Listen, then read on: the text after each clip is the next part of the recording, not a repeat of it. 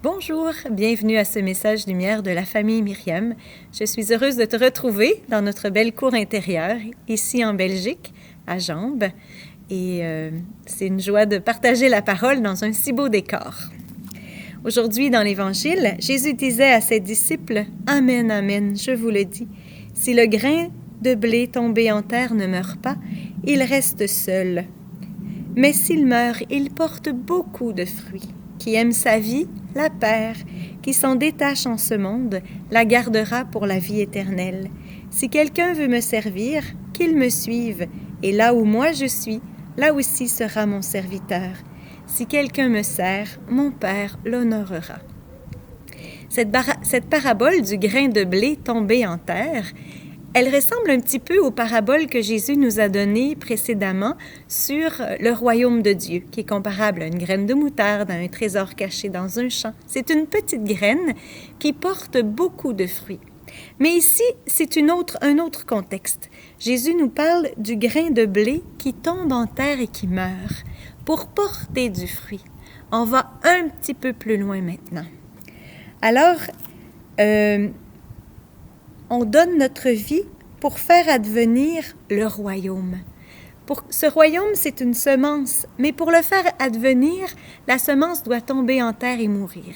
Jésus, j'ai remarqué, quand il parle d'une image, on peut souvent lui attribuer cette image. Il parle de lui, ce grain de blé tombé en terre, pour que le royaume de Dieu advienne sur la terre, c'est lui.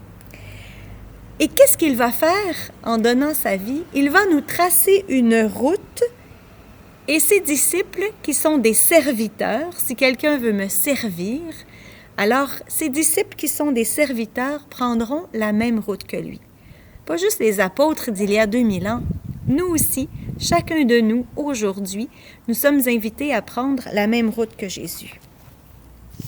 Cette mort et cette résurrection qui nous font entrer dans la vie éternelle. C'est un passage, c'est pas un but, c'est une façon d'arriver à un plus, à plus beau. On donne notre vie pour quelque chose de mieux. On ne donne pas notre vie pour un moindre. Il faut que ce soit pour un mieux. Et on l'a fait en toute liberté. On prend ce chemin, on suit le Christ en toute liberté. Et c'est cette liberté qui est belle. On n'est pas obligé. On dit oui, mais comment? On dit oui par amour, parce qu'on a trouvé un grand amour. On le vit dans un oui d'amour. Et notre fondatrice nous disait souvent, pour que ce soit un vrai oui d'amour, il faut dire « Jésus, je le fais parce que je t'aime ». Hein? Cette petite phrase, elle est très importante dans le oui d'amour. Ça en est un élément constitutif. On fait parce qu'on aime. Alors, liberté pour une intimité qui va nous conduire à une fécondité. Si quelqu'un me sert, mon Père l'honorera. Il en fera un fils avec l'héritage de la vie éternelle. Si nous sommes fils, nous aurons l'héritage du Fils. Cet héritage, c'est celui de la résurrection et de la fécondité, comme pour Saint Laurent qu'on fête aujourd'hui, qui a apporté les richesses de l'Église. Il a amené les pauvres et il a dit « Voici les richesses de l'Église ». Alors, les richesses de l'Église, la fécondité que le Seigneur nous donne, n'est pas ce qui brille, ce qui paraît, ce qui semble attirant aux yeux du monde, mais c'est le cœur de pauvre qui compte sur la richesse de Dieu et qui lui fait confiance. Voilà notre richesse. Et faire confiance à Dieu, c'est entrer dans une expérience de providence et d'être comblé au-delà.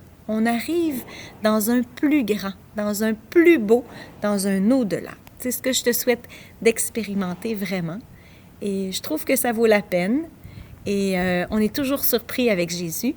Il a toujours le don de nous dépasser en amour. Tu te laisses surprendre? Je te souhaite une belle journée. Au revoir et à demain.